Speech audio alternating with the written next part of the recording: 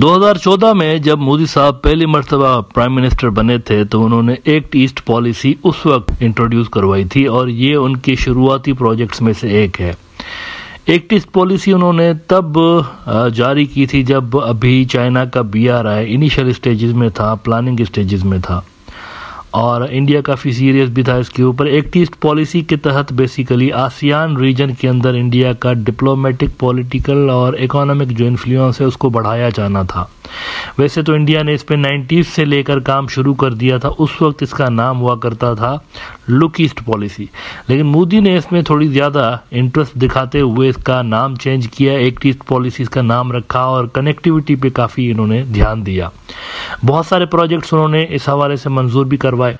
Main इनका जो M था वो ये था कि इंडियन नॉर्थ ईस्ट को कनेक्ट करना है आसियान रीजन के साथ। इस हवाले से म्यांमार जो था वो गेटवे था, यानी मणिपुर जो आज की रियासत इंडिया की मणिपुर की है, जहाँ पर सिविल वॉर इस वक्त भी चल रही है। मणिपुर से एक रास्ता निकल के तो म्यांमार से होता हुआ थाईलैंड पहुँचता और फिर थाईलैंड से आगे बाकी के जो आसियान के मुल्क है वहाँ तक जाता। एक अच्छा मनसूबा उन्होंने शुरू किया।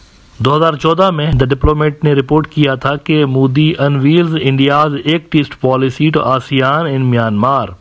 The PM's policy of action is welcomed by the region, but observers still look for results. इसमें मोदी साहब ने बड़ी तारीफ करते हुए इस एक्ट ईस्ट पॉलिसी की कहा था कि a new era of economic development, industrialization and trade has begun in India.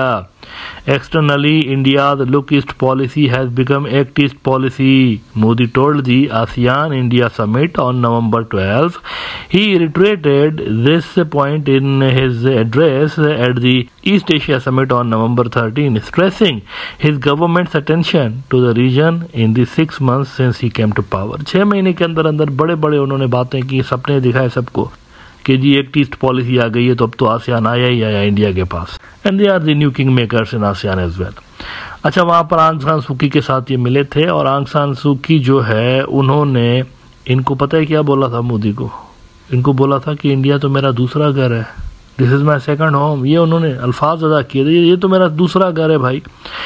वो कहते हैं कि also met Myanmar democracy icon Aung San Suu Kyi, who previously studied in India and whose mother was a former ambassador to India. After the meeting, Indian Foreign Ministry spokesman Syed Akbaruddin tweeted that Suu Kyi told Modi she considered India her second home. अच्छा, यहाँ तक ये बात हुई पड़ी थी। अब जब सूखी साहिबा की गवर्नमेंट गिर गई, मार्शल लॉ लगा, वहां पर जनता आ गई ना, ये जरा उनकी पॉलिसीज का लेवल चेक करें। इन्होंने सूखी को डंप कर दिया जो इनको कहती रही कि देखो इंडिया तो मेरा सेकंड होम है।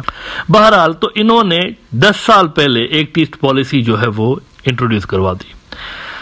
अब आज सूरत हाल ये है, एक बड़ी बुरी खबर वहां से आ रही है म्यांमार से इंडिया के लिए, और वो बुरी खबर ये है कि देखें वहां से अक्टूबर से लेके, वैसे तो 2-3 साल से जब से लेकर ये मार्शल लॉ लगा है, वहां पर जनता पावर में आई है, तब से लेकर सिविल वॉर स्टार्ट हो गई है। लेकिन अक्टूबर लास्ट ईयर से लेके एक खूनख्वार किस्म का ऑफेंसिव वहां पर लॉन्च हुआ है थ्री ब्रदर्स अलायंस की जानिब से, और उसके तहत उन्होंने जो स्ट्रेटजी अडॉप्ट की है वो की ट्रेडिंग जो एरियाज हैं उन पे कब्जा कर रहे हैं, यानी नेबरिंग कंट्रीज के साथ म्यांमार के जो एंट्री और एग्जिट पॉइंट्स हैं वहां पर वो आके कब्जा कर रहे हैं और ट्रेड रूट्स को कंट्रोल कर रहे हैं।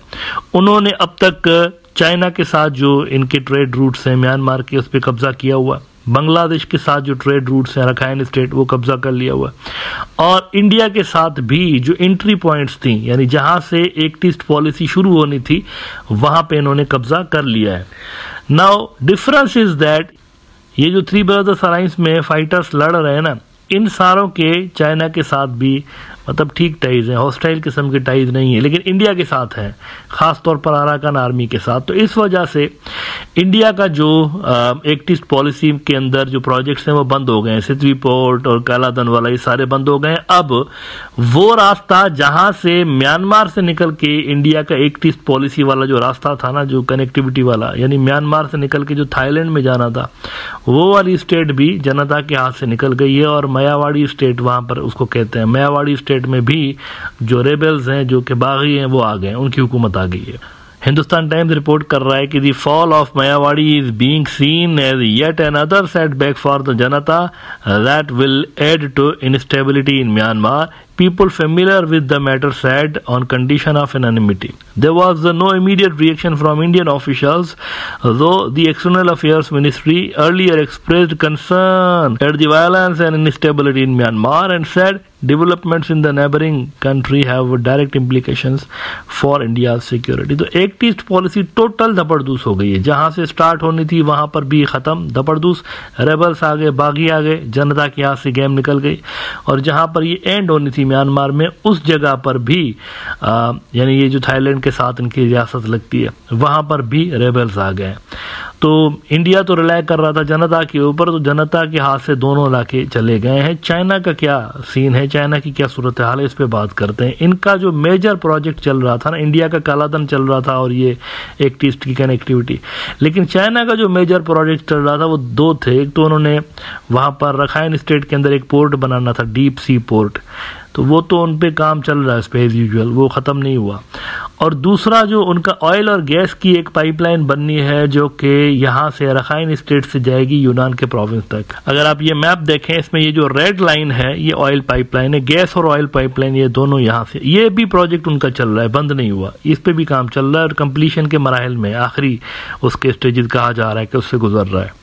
तो उनके जो प्रोजेक्ट्स हैं वो एज यूजुअल चल रहे हैं चाइनीज के, लेकिन इंडिया के प्रोजेक्ट्स वहां पर धपड़धूस हो चुके हैं। तो 10 साल पहले जो मोदी ने बात की थी ना, 10 साल वेस्ट कर दिए इन्होंने, 10 साल वेस्ट किए हैं।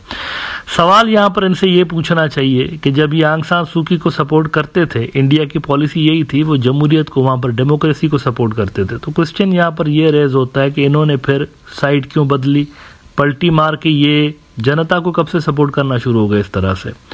इनको तो वहां पर सपोर्ट करना चाहिए था ना, वो जो आंग सान सू की वाले हैं। तो ये मोदी ने पॉलिसी क्यों चेंज की, एक तो ये सवाल इनसे पूछना चाहिए।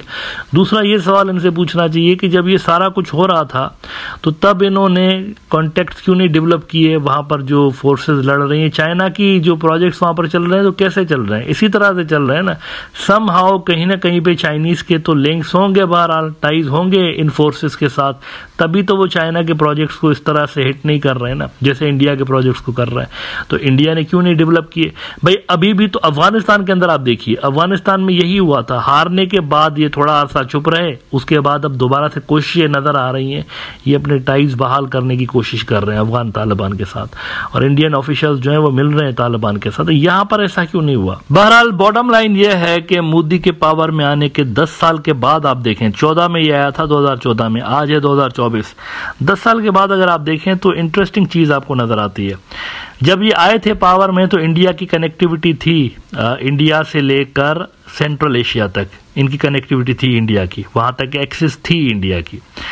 और इसी तरह से आसियान का जो रीजन है वहां तक इंडिया की एक्सेस थी। जब मोदी पावर में आया था एक्सेस थी इंडिया की, डायरेक्ट एक्सेस, लैंड एक्सेस की बात कर रहा हूं। 10 साल मोदी के जब पावर में हुए ना, उसके बाद जब आप सूरत हाल देख रहे हैं तो कांग्रेस जो इनको अच्छा एक सिनारियो देकर गया था, उससे बहुत बुरा इस वक्त हाल इंडिया का है। ना इनकी डायरेक्ट लैंड कनेक्टिविटी है सेंट्रल एशिया तक, क्योंकि अफगानिस्तान में तालिबान आ गए हुए हैं और उनके साथ इनके बिल्कुल भी टाइज अभी तक बने हुए नहीं है उस हिसाब से, और ना इनकी लैंड कनेक्टिविटी डायरेक्टली आसियान के रीजन तक मौजूद है। दोनों कट ऑफ हो चुके हैं। अभी अगर जा भी सकते हैं आसियान तो ये नीचे से कहीं घूम घाम के तो समुद्र के रास्ते जा सकते हैं, लैंड कनेक्टिविटी इनकी नहीं है। पहले थी, जब मोदी आया था उस वक्त थी, अब नहीं है।